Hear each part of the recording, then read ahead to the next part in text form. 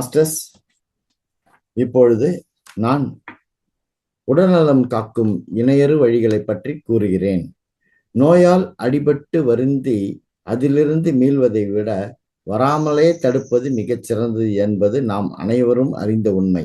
ஆனால் பொய்யான நாகரிகம் என்னும் மயக்கத்தில் உழன்று கொண்டிருக்கும் இன்றைய சமுதாயத்தில் தன் உடலை தானே பேணி நலம் பெறுவதிலோ பெற்ற உடல்நலத்தை காத்து மகிழ்வதிலோ ஒருவருக்கு போதிய பயிற்சியும் இல்லை, அதை தரும் கல்வியும் இல்லை என்பது இப்பொழுது இருக்கும் நிலவரம். உடம்பார் அழியின் உயிரார் அழிவர், திடம்பட மெய்ஞானம் செறவும் மாட்டார் என்பது திருமூலர் வாக்கு. இதன் பொருள் என்னவென்றால், பல பல அறச்செயல்களை செய்து நிறைய பொருளீட்டி ஐம்புலன்களால் பெறும் இன்பம், கல்வி கடலிலே நீந்தி பெறும் ஒப்பற்ற பேரறிவின் இன்பம், நெறி பெறா வழியில் வாழ்ந்து பெற்ற மனநிறைவின் இன்பம், இத்தனையும் பெற்று இறுதியில் பெறப்போகும் வீடு என்று சொல்கிறார்களே, அந்த முக்தி பேரின்பம் ஆகிய எந்த அல்லது எத்தனை இன்பமாக இருந்தாலும் உடலாலும் உள்ளத்தாலும் குறைவர நலம் பெற்றால் ஒழிய யாராலும் அனுபவிக்க முடியாது என்பதே இதன் கருத்து. உயிர் கலந்த நிறைவாக ஆத்மீக வழியிலோ உணர்வு கலந்த முறையாக ஐம்புலன்களால் நாம் தேடித் தெரியும் இன்பங்களை அடைவதிலோ உடல் நலமே இன்றியமையாத முதற் பொருளாகும். எனவே ஒவ்வொருவரும் உடல் நலம் என்றால் என்ன, அதை எப்படி பெறுவது, பெற்ற பின் பேணி காப்பது எவ்வாறு என்பனவற்றை தெரிந்து கொள்ள வேண்டும். போதுமான அளவிற்கு உணவையும் உடையையும் இதை போன்ற மற்ற அடிப்படை தேவைகளையும் போலவே ஒவ்வொரு மனிதருக்கும் சிறந்த உடல் நலனும் இருக்க வேண்டும். அப்பொழுதுதான் அவர் நலமிக்க இன்பம் நிறைந்த வாழ்வு நடத்த முடியும். நலம் நிறைந்த மனிதரின் பண்புகளை கீழ்கண்டவாறு கூறலாம்.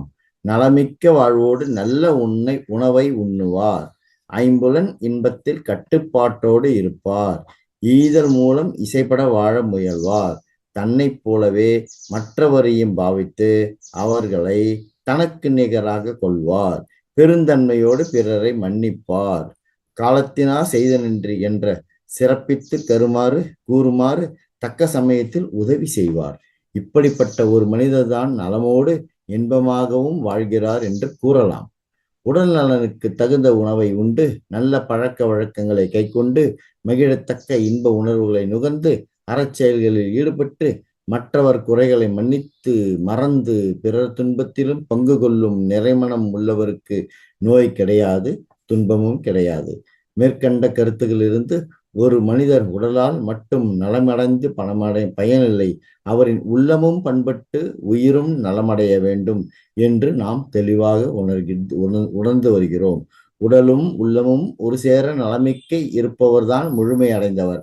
அந்த நிறைவான சுகத்தை கடைவீதியில் ரூபாய்களை வீசியறிந்து பெற்றுவிட முடியாது. மனதார தன்னையும் தெய்வத்தையும் நம்பி இடைவிடாது தொடர்ந்து செய்யும் முயற்சியாலும் உழைப்பாலுமே அதை பெற முடியும். ஒரு திருக்குறள் கூறுகிறேன். அற்றால் அளவறிந்த துன்க அஃதுடம்பு பெற்றான் நொடி தோய்க்குமாறு என்ற குறள் கூறும் ஒப்பற்ற கருத்து. வாழ்க்கை முழுவதுமே இன்பமோடு சுகமாக ஒருவர் வாழ வேண்டுமென்றால் தாம் உண்ணும் உணவிலும் வாழும் வழியிலும் ஒரு முறையான நெறியை மேற்கொள்ள வேண்டும் என்பது. ஆனால் இன்றைய நாகரிக உலகில் மனிதர்களோ இத்தகைய வாழ்க்கையை பண்பாடற்ற வாழ்க்கை என்று எண்ணுகின்றனர்.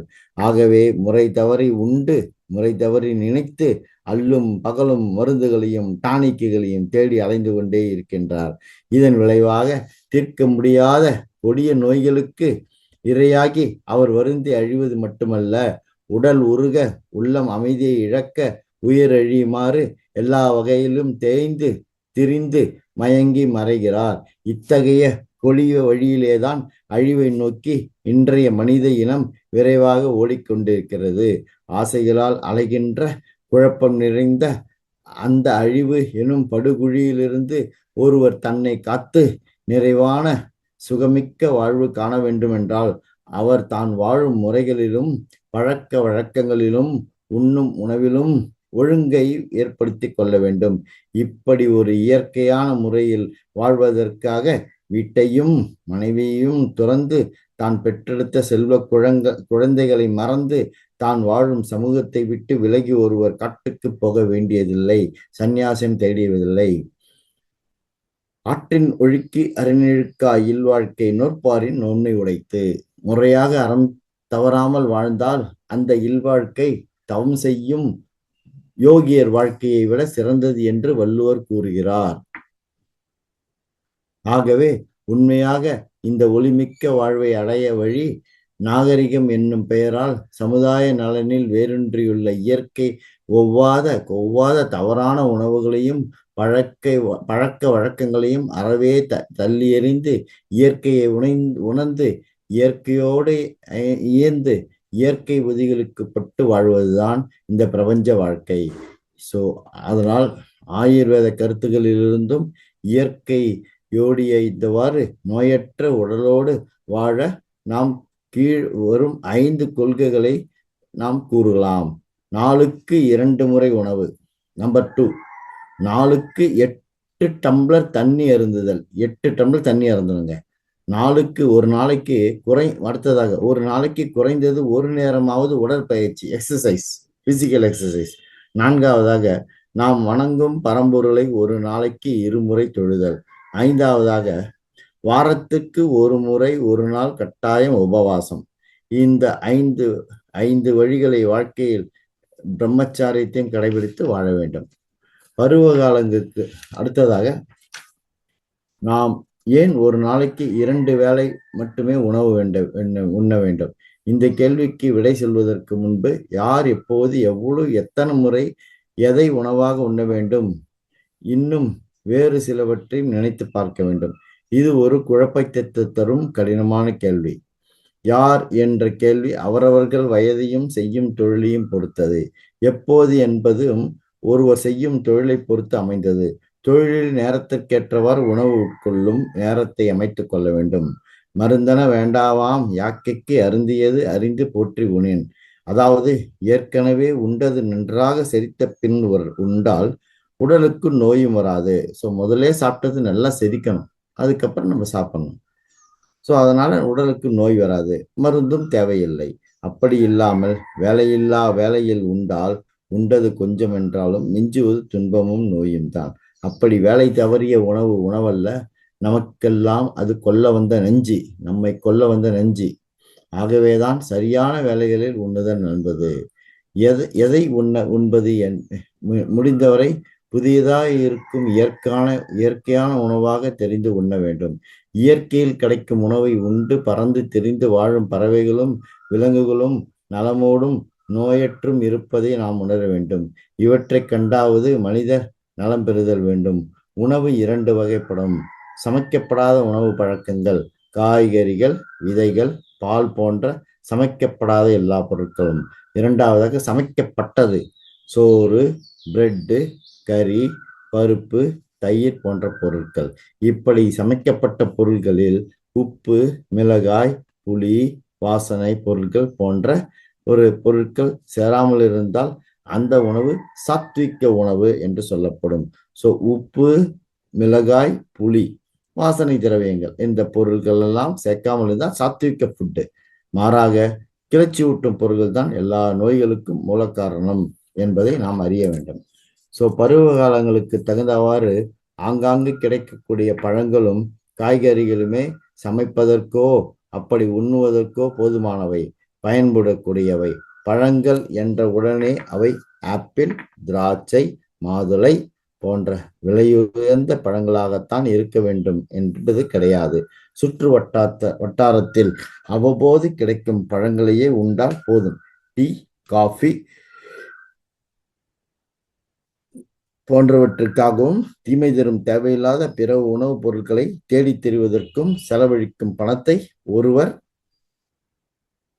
பழங்களுக்கும் காய்களுக்கும் தந்து உண்டால் நோயை எதிர்க்கும் சக்தியை பெற்று உடல்நலத்தையும் வளர்த்துக் கொள்ளலாம். சிக்கனம் நிறைந்த இந்த வழியில் மலிவான கனிகளை உண்டு நெடிது வாழலாம். விலையுயர்ந்த பழங்களை தேடியும் நாம் போக தேவையில்லை. எத்தனை முறை உண்பது? இதுவும் ஒரு கேள்வி. வேதங்கள் எல்லாம் ஒருவர் காலை மாலை என 2 வேளை மட்டும் உண்டால் போதும் என்கின்றன.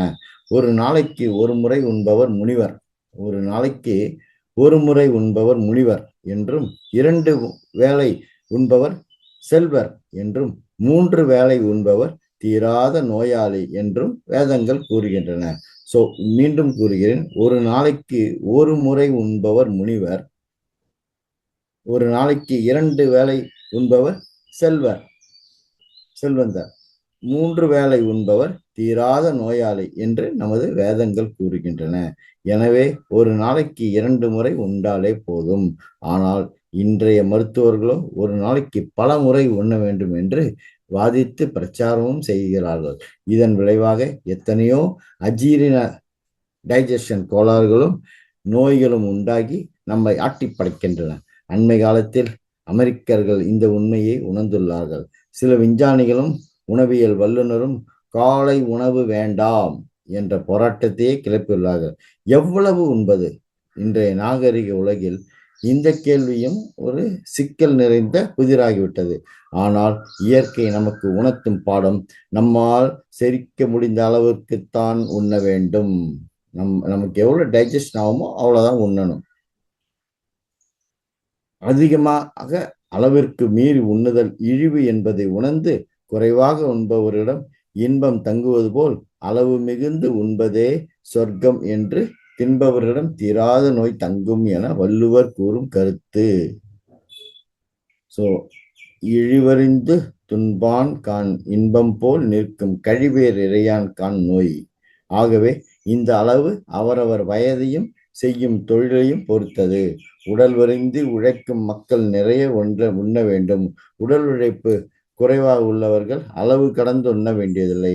ஆனால் இன்றைய சமுதாயத்தில் என்ன நடக்கிறது என்றால், கைவரித்து உழைப்பவர் உண்பதற்கு கிடையாமல் அலைந்து வாட உழைக்காமல் கோலோச்சும் பெருமக்கள் உண்ண முடியாமல் எரிகிறார்கள்.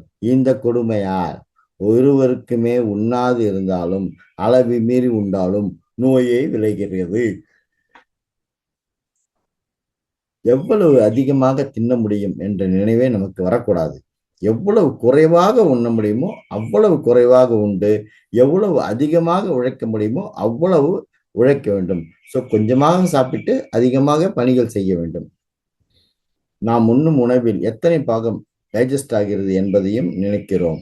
குறைந்த அளவு பெட்ரோல் ஊற்றினாலும் அதிக தொலைவு செல்லும் காரையே நாம் விரும்புவது போல், கொஞ்சம் பெட்ரோல் ஊற்றினாலும் நிறைய டிஸ்டன்ஸுக்கு போகணும், அதுதான் நம்ம விருப்பம். கொஞ்சம் உணவே தந்து அதிக உழைப்பை பெறும் அளவிற்கு நம் உடம்பை பயன்படுத்த வேண்டும். இருக்கும் ஒரே வாயால் உண்டு 2 கைகளால் உழைப்போம், அதுவே நம் லட்சியம். 2 வாயால் உண்டு ஒரே கையால் உழைக்க நாம் கூடாது. ஒரு நாளைக்கு ஒரு மனிதருக்கு 2500 கலோரி சத்து தரும் உணவு போதுமானது என்று இன்றைய விஞ்ஞானம் கூறுகிறது. இதை உண்மை என்று கொள்வோம். ஒருவரால் செரிக்க முடியாத உணவெல்லாம் என்ன ஆகிறது? அந்த கலோரிகள் வீணாகின்றன. அஜீரணமும் அதனோடு தொடர்புடைய பல நோய்களும் தோன்றி அல்லல் தருகின்றன. ஒருவர் தன் வயிற்றில் பாதிக்கு உண்ணவும் 1/4 பாகம் நீரும் இருக்குமாறு உண்ண வேண்டும். இன்னொரு பாகம் காற்று தடையின்றி சென்றுவதற்கேற்ப காலியாக இருக்க வேண்டும். ஸோ பாதி வயிறு உணவும், அதில் மீதி 1/4 பாகம் நீரும், அடுத்தது இன்னொரு பாகம் காற்றும் புகாத அளவுக்கு நம்ம உணவை மேற்கொள்ளணும். ஆகையால் ஒவ்வொருவரும் ஒரு நாளைக்கு 2 முறையே உண்ண வேண்டும். அளவு மீறி உண்ணக்கூடாது. அளவுக்கு மிஞ்சினால் அமிர்தமும் விஷம் என்று கூறுவார்கள். அரை வயிறே உண்ண வேண்டும். நோயின்றி நீண்ட நாள் உடல்நலத்தோடு வாழ இவைகளை சிறந்த வழிகள். நாளுக்கு 8 டம்ளர் தண்ணீர், ஏன் நீர் பருக வேண்டும். காபி, டீ, குளிர்பானங்கள் போன்றவற்றை குடிக்கும் பழக்கம் உள்ளவர்கள் பகலில் நீர் குடிப்பது அவசியம் என்று கருதுவதே இல்லை. சிலர் உணவு உண்ணும் போது நிறைய நீர் அருந்துகிறார்கள். இந்த 2 பழக்கமும் அஜீரணத்தை தான் விளைவிக்கும். உண்ணும் போது உப்பு, மிளகாய், வேறு மசாலா பொருட்கள் அதிகம் இருந்தால் வாயும் கேஸ், குடலும் எரியும். குடல் எரியும். இந்த எரிச்சலை தணிப்பதற்காக உணவு கொள்ளும் போது சிலர் நிறைய நீர் குடிக்கிறார்கள், அருந்துகிறார்கள். இன்னும் சிலரோ உண்ணும் போது நீர் அருந்தினால் நன்றாக செரிமானம் ஏற்பட்டுவிடும் என்ற பொய்யான நம்பிக்கையில் நிறைய நீர் அருந்துகிறார்கள். செரிப்பதற்கும் இரத்த ஓட்டம் நன்றாக நிகழ்வதற்கும் கழிவுப் பொருட்கள் வெளியேற்றப்படுவதற்கும் நீர் இன்றியமையாததுதான். ஆனால் அதை உணவு கொள்ளும் போது அருந்தக்கூடாது. ஒவ்வொரு நாளிலும் வேர்வை மூலமாகவும் சிறுநீர் மூலமாகவும் ஏறக்குறைய 8 டம்ளர் நீர் உடலிலிருந்து வெளியேறி வருகிறது. இந்த அளவிற்கு நாம் நீரை குடிக்கவில்லையானால் உடல் நோய் வாய்ப்படும். மலச்சிக்கல், அசீரணம், தூக்கமின்மை, அதிக வெப்பம் முதலிய நோய்கள் போதுமான அளவு நீர் குடிக்காததால் விளைவாகும். ஆகையால் தேவையான அளவு நீர் குடிக்கும் பழக்கம் உள்ளவருக்கு இருக்கின்ற நோய் போய்விடும் என்பது மட்டுமல்ல, இனிமேலும் நோய் வராது. ஒவ்வொருவரும் உண்ணும் 1 மணி நேரத்துக்கு முன்பும் உண்ட 2 மணி நேரம் கழித்தும் பகலிலும் உறங்கப் போகும் முன்பும் உறங்கி விழித்தெழுந்த பின்பும் நீர் அருந்த வேண்டும். தாகம் அதிகமாக இருப்பவர் உணவு உண்ணக்கூடாது என்றும் பசி அதிகமாக உள்ளவர் நீர் அருந்தக்கூடாது என்றும் ஆயுர்வேதம் கூறும். மாறாக அப்படி இந்த 2 வழியிலும் நாம் தவறி நடந்தால் அஜீரண கோளாறு, டைஜஷன் ப்ராப்ளம், புற்றுநோய், வாயு தொல்லை போன்ற நோய்களுக்கு ஆளாக நேரிடும். அது மட்டுமல்லாமல் நமது வயிறு தொந்தி அடையும், விழும். பசியோடு இருந்தால் உண்ண வேண்டும், தாகம் ஏற்பட்டால் நீர் குடிக்க வேண்டும். ஆனால் துரதிர்ஷ்டமாக இன்றைய உலகில் இந்த இரண்டுமே மாறுபட்டுதான் நடக்கின்றன. பசியால் வருந்தும் ஒருவர் காஃபி, டீ அல்லது அவை போன்ற கிளர்வூட்டும் பானங்களை குடித்து பசியை அடக்குகிறார். தாகத்தோடு இருக்கும் வசதியுடையவரும் குளிர்ந்த பானங்களாலும் சிற்றுண்டியாலும் ஐஸ்கிரீமாலும் தெளிந்த நல்ல நீர் கொண்டு தாகத்தை தீர்ப்பதற்கு பதிலாக வயிற்றை நிரப்புகிறார். எனவேதான் இப்பொழுது எங்கெங்கு பார்த்தாலும் அங்கெல்லாம் நீக்கமர நிறைந்திருப்பது ஜீரண கோளாறுகளும் நோய்களும் தான். உயிரை வாழ்விக்கும் மிக முக்கியமான சத்துக்களில் நீரும் ஒன்று. எப்பொழுது உடலுக்கு நீர் தேவைப்படுகிறதோ அப்பொழுது உடனே நீர் அருந்த வேண்டும். அத்தகைய உயிர் வளர்க்கும் ஜீவாமிர்தத்தை புறக்கணித்து பல செயற்கை பானங்களை அருந்தி புது புது நோய்களுக்கு மக்கள் ஆளாகி கொண்டு வருகிறார்கள்.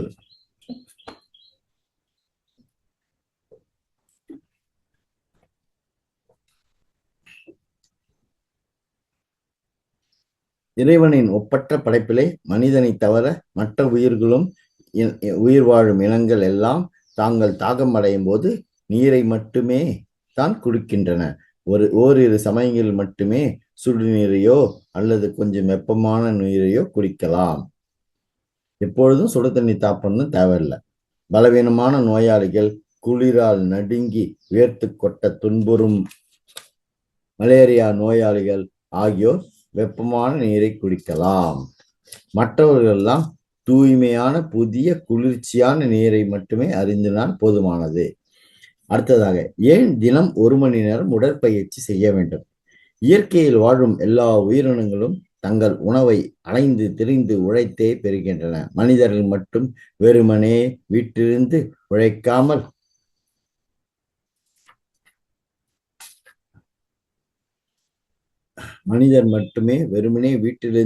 உழைக்காமல் அழுங்காமல் தன் வயிற்றை நிரப்புகிறார்கள். கடின உழைப்பால் தான் உண்பது செரிக்கப்படும். அப்பொழுதே உணவு சக்தியாக மாற்றப்பட்டு உடலுக்கும் பயன்படும். நோயற்ற இன்ப வாழ்வு அப்போதுதான் நமக்கு கிட்டும். நலமிகுந்து மகிழ்வு பெருக உடலுக்கும் உழைப்பு வேண்டும், மூளைக்கும் உழைப்பு வேண்டும். எனவே உடல் வருந்தி உழைக்காத எல்லோரும் கட்டாயம் உடற்பயிற்சி செய்ய வேண்டும். இல்லையெனில் நோயால் துன்புற வேண்டியதே. நம் உடற்பயிற்சிகள் 2 வகைப்படும். மென்மையான பயிற்சி, விரைவான பயிற்சி. ஒன்று சாஃப்டான எக்ஸசைஸ், இன்னொன்று ஃபாஸ்டான எக்ஸசைஸ்.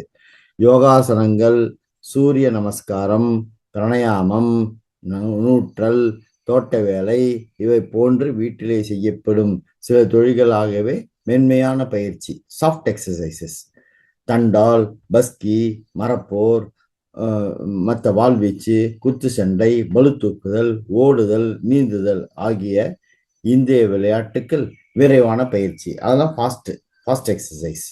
வலிய இந்த விரைவான பயிற்சிகளை செய்வதற்கு அதிக உணவும் அதிக ஓய்வும் எடுக்க வேண்டும். ஆகவே இத்தகைய பயிற்சிகளால் ஈடுபடுவோர் நாள் முழுதும் பயிற்சி செய்தும் உண்டு உண்டும் ஓய்வெடுத்துமே காலத்தை கழிப்பர். சிந்தனையை நெஞ்சில் தேக்கி உள்ளத்தை வளர்த்து ஆன்மாவின் தூய பேரொளியில் மூழ்க அவர்களுக்கு நேரமில்லை. அதனால்தான் மல்யுத்தம் செய்வோர் மல்வீரர்களாக மட்டுமே இருக்கிறார்கள். மற்றவர்களும் மாறாமல் இருக்கிறார்கள். ஆனால் காலம் பறக்கிறது. மூப்பும் நோயும் வந்து மறுட்டும் போது அவர்களால் தொடர்ந்து உடற்பயிற்சி செய்ய முடிவதில்லை. ஆனால் பழக்கப்பட்டுவிட்ட நாக்கும் வயிறும் மட்டும் நிறைய உணவை தொடர்ந்து கேட்கின்றன. பழக்கப்பட்டுவிட்ட நாக்கும் வயிறும் மட்டும் நிறைய உணவை தொடர்ந்து கேட்கின்றன. அதன் விளைவாக முடக்குவாதம், இருதய நோய்கள் முதலியன நோயை தோன்றுகின்றன. உடல்நலம் கெடுகிறது. எனவே எல்லோராலும் எல்லா காலங்களிலும் விரைவான பயிற்சிகளை செய்ய முடியாது. மென்மையான பயிற்சிகளை செய்ய எந்த சிறப்பான அம்சங்களும் தேவையில்லை. இதற்கென தனியாக தேர்ந்தெடுத்து உண்ண வேண்டியதும் இல்லை. இந்த பயிற்சிகளை இடையில் விட்டு விடுவதாலோ நிறுத்தி விடுவதாலோ எத்தகைய கேடும் விளைவதில்லை. நல்ல உடல் வளத்தையும் மனநலத்தையும் பெறுவதற்கு இந்த மேன்மையான பயிற்சிகளில் பிராணாயாமம், சூரிய நமஸ்காரம், யோகாசனங்கள் ஆகியவை மிகவும் சிறந்தவை. இவற்றை செய்வதால்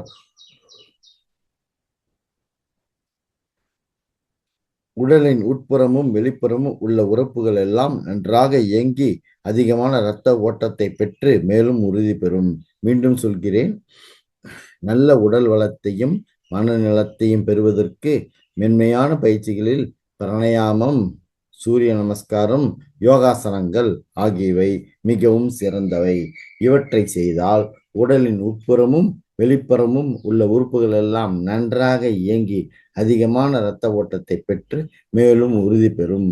யோகாசனங்களையும் பிராணாயாமத்தையும் செய்து பழகி கைவரப்பட்ட யோகிகளும் தவ முனிவர்களும் தங்கள் உடலையும் உள்ளத்தையும் எல்லா விதமான சிறுமையிலிருந்தும் இழிவிலிருந்தும் காத்து ஆளும் வல்லமை பெற்றவர்கள். எல்லா நோய்களுக்கும் மூலவே நம் உடலில் கழிவுப் பொருட்கள் அதிகமாக சேர்ந்து குவிவதுதான். இந்த யோகாசனங்களை தொடர்ந்து ஒழுங்காக செய்து வந்தால் உடலில் கழிவுப் பொருள் தங்காது, நலமும் பெருகும்.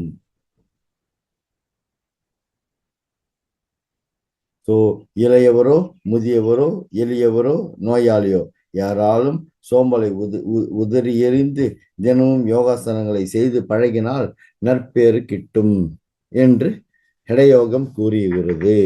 பெண்களும் ஆசனங்கள் செய்யலாம் என்று யோக சிந்தாமணி நூலில் சொல்லப்பட்டுள்ளது.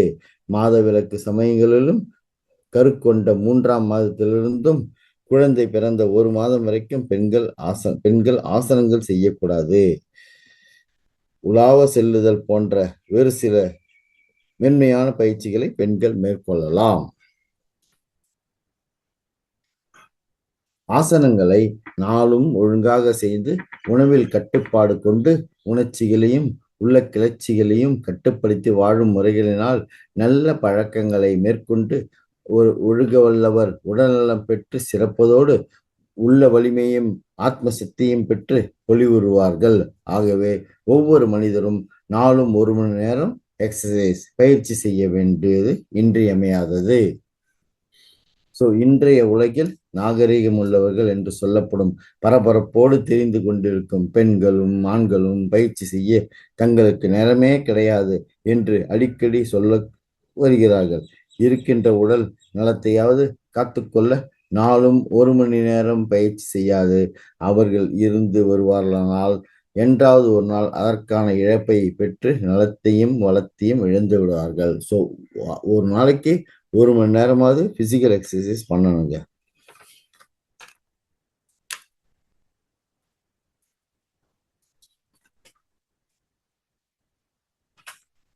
அடுத்தது நாம் ஏன் நாளில் இருமுறை வணங்க வேண்டும், இறைவனை வணங்க வேண்டும்?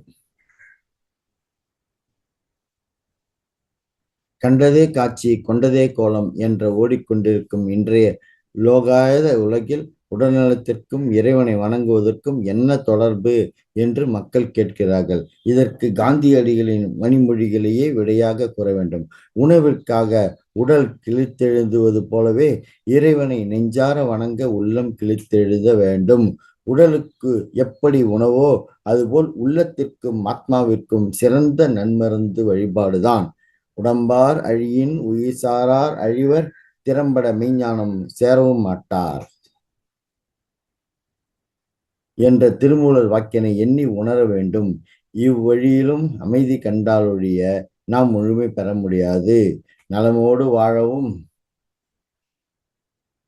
கட்டுப்பாடுடன் நடந்து கொள்ளவும் அதிகமாக நமக்கு துணை செய்வது இறை வழிபாடுதான். இது என்னுடைய அனுபவம் மட்டுமல்ல, பெரும்பாலோர் உணர்ந்து கண்ட உண்மையுமாகும். நம்முடைய பழங்கால தர்மங்களில் சந்தியாவதனம் என்னும் பெயரால் காலையிலும் மாலையிலும் இறைவனை வழிபடும் பழக்கம் வழக்கத்தில் இருந்தது. சந்தியாவதனம் என்னும் பெயரால் காலையிலும் மாலையிலும் இறைவனை வழிபடும் பழக்கம் வழக்கத்தில் இருந்தது. இன்று கூட சிலர் அவற்றை தொடர்ந்து செய்தே வருகிறார்கள் மிகச் சிறப்பாக. ஒவ்வொரு முறையும் வேலை மாறும்போது வைகறை, நடுப்பகல், மாலை ஆகிய நேரங்களில் இறைவனை நினைப்பது சிறப்பு. நாம் ஏன் இருமுறை வணக்கம் ஏன்? இரவில் நாம் நினைவிழந்த மனநிலையில் கிடப்போம். எதிர்பாராது திடீரென்று வரும் ஆபத்திலிருந்து நாம் நம்மை அப்பொழுது காப்பாற்றிக் கொள்ள முடியாது. இந்த மனநிலையில் நம் உயிரே போகின்ற கொடிய நிலை ஏற்படக்கூடும். இந்த துன்பங்களிலிருந்து உயிரிழந்த நிலையிலும் நம்மை காப்பது அந்த பொருளாம் இறைவன்தான். எனவேதான் வைகரையில் வைகரையில் நாம் கண் விழித்தவுடன் முந்தைய இரவு நம்மை காத்து அருளிய தெய்வத்திற்கு நன்றியை செலுத்துவது நமது தலையாய கடமையாகிறது. இன்று ஒரு ½ கப் டீ வாங்கி தந்த நண்பருக்கும் 50 காசு மதிப்புள்ள வெற்றிலை பாக்கு தந்த தோழருக்கும் நன்றி சொல்ல இன்றைய சமுதாயம் பழக்க வழக்கங்கள் நமக்கு பாடம் கற்று தந்துள்ளன. நம் வாழ்வை காத்து உயிரமுதம் ஊட்டி வளர்க்கும் ஆண்டவனுக்கு உடல் குழைய என்பெல்லாம் நெருக்குற விழிநீர்கள் ஊற்றன பெருக உயர்ந்த எண்ணங்கள் தகுந்த சொற்கள் மூலம் நாம் செலுத்தும் காலை வழிபாடு உயர்ந்தது. தெய்வமே பகலெனும் பாதையில் நாங்கள் நடக்க துவங்குகிறோம். எங்கள் கடமைகளையும் செயல்களையும் சிறப்பாக சரிவர நிறைவேற்ற வேண்டிய சக்தியையும் அறிவையும் கொடு. தவறான வழிகளில் நாங்கள் செல்லும் போதெல்லாம் அவற்றிலிருந்து காத்து எங்களுக்கு நல்வழி காட்டு. அச்செயல்களால் பிறர் துன்புறாத அமைதி தருவாயாக என்று காலையில் வணங்க வேண்டும். ஒவ்வொரு மனிதரும் இத்தகைய உயர்ந்த விழுமிய எண்ணங்களை நெஞ்சில் வளர்த்து மேற்கூறிய முறையில் இறைவனை வழிபட்டால் அமைதி, நிறைவு, நலம், மகிழ்வு ஆகிய அருட்பண்புகள் எல்லாம் சமுதாயத்தையும் மலர்விக்குமே. நம்முடைய கடமைகள் எல்லாம் முடிந்த மாலையில் மீண்டும் இறைவனை வணங்க வேண்டும். நாள் முழுவதும் நாம் செய்த செயல்களை இந்நேரத்தில் நாம் நம் நினைவின் விளம்பிற்கு கொண்டு வந்து திருப்பி பார்க்க வேண்டும். அப்பொழுது வணங்குவோம், பரம்பொருளே, நாள் முழுவதும் கடமைகளுக்கிடையே நாங்கள் அலைந்து தெரிந்தபோது எங்களுடனே வந்து தவறான வழிகளிலிருந்து எங்களை காத்து வழிகாட்டிய பெருந்தெய்வமே, உனக்கு நன்றி செலுத்துகிறோம்.